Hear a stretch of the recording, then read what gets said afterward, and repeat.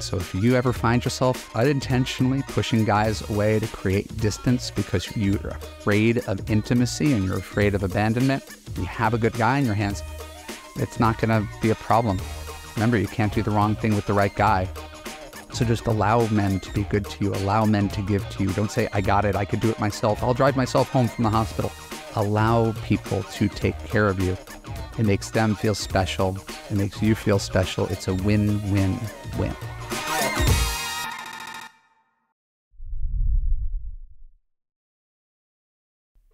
Hey, thank you for joining me on this casual day. I didn't feel like getting dressed remotely nice with a button-down shirt, so we went with the Madrid t-shirt today. Sorry, I do pride myself on dressing appropriately for the occasion, but since this is mostly an audio podcast, we have far more people on our audio podcast than our video podcast. I'm not going to worry too much about how I look. Today's topic is about some of the perils of holding back from your relationship. And I talked about this in another podcast recently, and it kind of came out in another form today. The previous client I mentioned had anxious attachment style. In relation to her boyfriend, she was afraid to talk about her eating disorder with the guy who's been really good to her. This is someone who has an avoidant personality type. And once again, for definitional purposes, 50% of people are considered secure and can form healthy, intimate attachments, and about 25% are anxious. They're very hair trigger, nervous, needy. They never feel secure in a relationship, so they feel anxious and they need more love and reassurance. And then there's the people they usually choose, and those are called avoidant people, or people who claim to want intimacy, but always find reasons to undermine it and pull away from it, whether it's conscious or not. So my client, who I'm going to allude to today, is an avoidant classically. She's in her late 50s. She's never been married before. She's great. I love talking to her. She's bright and she's challenging and she's fun. She's really good times, right? Like up for anything, always up for an adventure.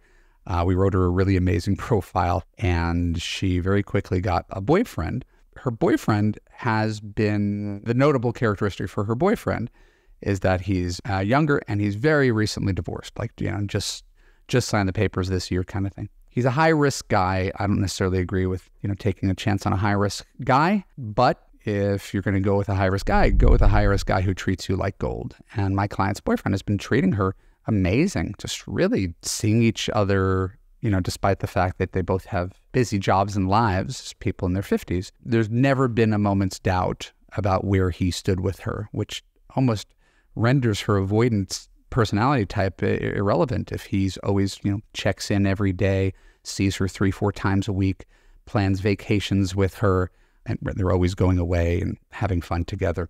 There's not much to worry about in this relationship. And her challenge is overcoming her avoidance, right, and allowing someone to get close.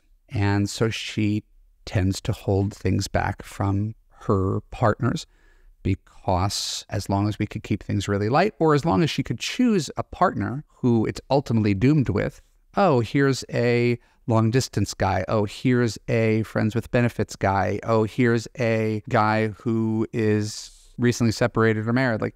Here's a guy that it's ultimately doomed with. Those things are perfect for avoidance because it's never really going to get real. So now she's got a guy who's, yes, a little bit on the rebound post-divorce, but is acting spectacular like a boyfriend/husband.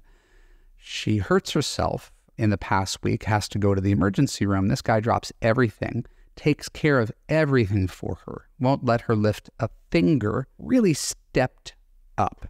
And she's delighted and thrown a little bit off of her axis because she's not used to being treated this way. Now, this is exactly how a person's supposed to be treated, but she's never chosen men who treat her that way. If he's the long-distance boyfriend, if he's the married guy, she's always chosen guys who are doomed. And so now she's got a guy who was married for a long time. He knows how to be a husband. He knows the compromise and the sacrifice and the effort that it takes to be a good partner. And she's experiencing the benefits of it, and it's freaking her out. After he got her through her rough patch at the hospital, he said, hey, let's go away. I'm going here. and they're supposed to go, and she's on the phone with me, and she's like, I don't know if I should go with him on this trip. And I was like, well, why not? Well, I'm still a little hurt. I might not be, 100% on this trip. Maybe I should just pass. And I said, I don't understand. He wants you on the trip. He's not going with you on this trip because you're going to go bungee jumping, or because you're going to get into a 100-meter race, or because you have to take a long jog at high speeds down the beach. He's going because you're his girlfriend and he wants your company and he just wants to be around you. He wants to share with you. He wants to build memories with you. The voice in her head is, well, I'm not at my best. I don't want to be a bother. Right? And this is the same voice that's kept her single through her 50s. Pull away. Right? He just did something really sweet, really boyfriend-like for me, so now I'm going to create distance. Completely unconscious of it. Because what private coaching is about is that I could hold up the mirror and be like, this isn't about you being at 75% and not being, you could go on a plane, you can go on a plane. This is about creating emotional distance because you just had something that was really vulnerable where he stepped up for you as a man. And she still has this voice in her head where she thinks that if she's not at her best, then she's somehow a burden because she's always defined herself as being the fun person, up for anything. Let's go travel. Let's have wild sex. Right? She's always seen herself as that person. Smart, strong, successful, independent. I don't need a man. So she's always up for a good time. She's always the yes person. And so she's definitely like a fun girlfriend. And she's like, well, what if I'm not that person? I said, that's the point, is you don't have to be on all the time. You don't have to be perfect. No one's asking you to be perfect. Your boyfriend's not asking you to be perfect. He would rather have you there at 75% than be alone, or probably have any other woman at 100%. That's why he chose you, because he really digs you. Not just because you're fun, or not just because you're good in bed, or however you define yourself.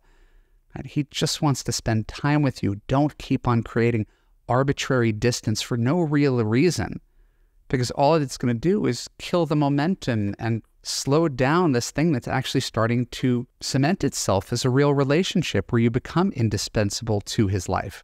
When a guy just wants you around platonically, that's a good sign. That's not a sign to run in the opposite direction. And this is one of the issues with people who have, scars from the past, who fear intimacy, who fear abandonment, who fear getting hurt. The safest thing to do is to keep men at arm's length. But then what happens? You'll succeed in keeping men at arm's length. You'll either find guys who never want to get closer than arm's length. You'll find guys who are fine with long distance relationships, booty calls, once a week, doing casual situationships. You'll find guys who are fine with that, and that's the highest you'll ever ascend in the love totem pole.